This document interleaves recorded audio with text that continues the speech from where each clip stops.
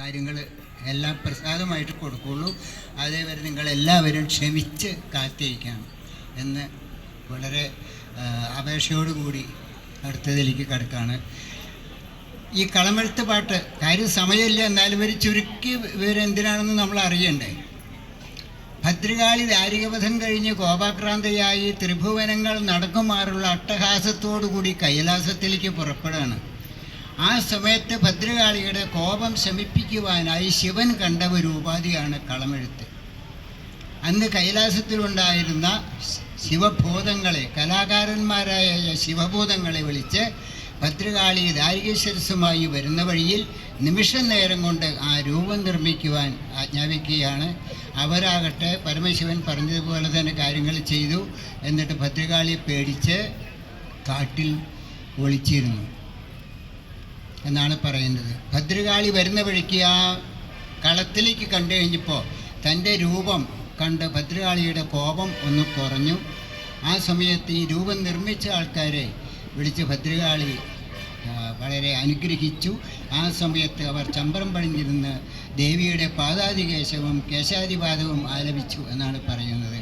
അവരെയും കൊണ്ടാണ് ഭദ്രകാളി കൈലാസത്തിലേക്ക് പോകുന്നത്. അങ്ങനെ ദേവിയുടെ കോപം ശമിപ്പിക്കുവാനായി പരമശിവൻ കണ്ട ഒന്നാമത്തെ ഉപാധിയാണിത്. ഇന്ന് തന്നെയല്ല, ഈ കളം ഔഷധ ഗുണമുള്ള പഞ്ചവർണ്ണപ്പൊടികൾ കൊണ്ട് നിർമ്മിച്ചതാണ്. വാഗപ്പൊടി, നെന്മേനി വാഗയുടെ ഇല പറിച്ച് പൊടിച്ചുണ്ടാക്കുന്ന പൊടിയാണ്. ചൊറി, ചെരുങ്ങ് മുതലായ എല്ലാ ത്വക്ക് രോഗങ്ങളെയും നശിപ്പിക്കുവാൻ കഴിവുള്ള ഔഷധ ഗുണമുള്ള ഒന്നാണ് വാഗമരത്തിൻ്റെ എല്ലാ സാധനങ്ങളും. അതിൻ്റെ തൊലി ഉണക്കിപ്പൊടിച്ച പൊടി കൊണ്ടാണ് ഗുരുവായൂർ പോലുള്ള അമ്പലങ്ങളിൽ വാഗച്ചാർത്ത് നടത്തുന്നത്. കരിപ്പൊടിയാണെങ്കിൽ ഉമി കരിച്ചുണ്ടാക്കുന്ന പൊടിയാണ്. അതിന് ശരീരത്തിലെ ദുർനീരിനെ നശിപ്പിക്കാനുള്ള കഴിവുണ്ട്. അരിപ്പൊടി, ഉണക്കലരിയുടെ ആ കാടിയിൽ ശരീരത്തിൽ ഉണ്ടാവുന്ന ചതവ്, ഒടിവ് ഇങ്ങനെയുള്ള സാധനങ്ങളെ നശിപ്പിക്കാനുള്ള കഴിവ് ഉണക്കലരിയുടെ കാടിയിലുണ്ട്. പിന്നെ മഞ്ഞൾപ്പൊടിയാണ്, സൗന്ദര്യവർദ്ധകമായിട്ടുള്ള പൊടിയാണ്.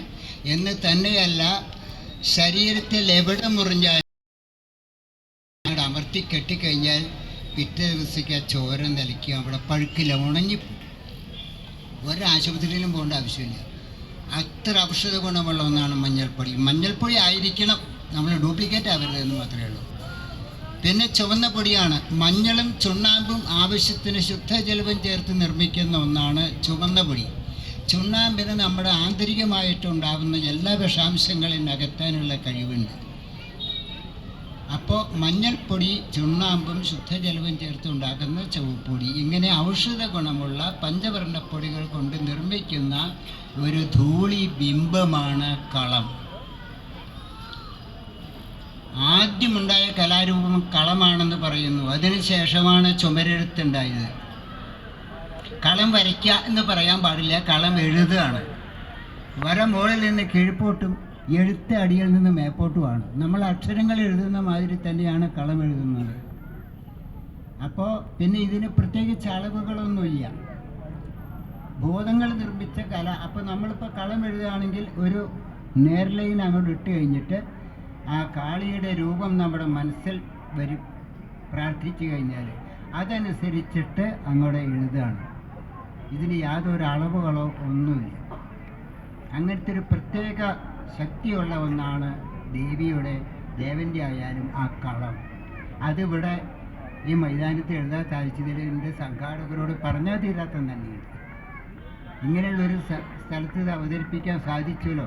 അതേമാതിരി എല്ലാവരും ഞാനിവിടെ കണ്ടു, തിരി ഒഴിയുന്ന സമയത്ത് പലരും നെഞ്ഞത്ത് കൈവയ്ക്കണ കണ്ടു. ഇത് തന്നെയാണ് മുടിയേറ്റിൻ്റെയും കളമെഴുത്തും പാട്ടിൻ്റെയും ഉദ്ദേശവും.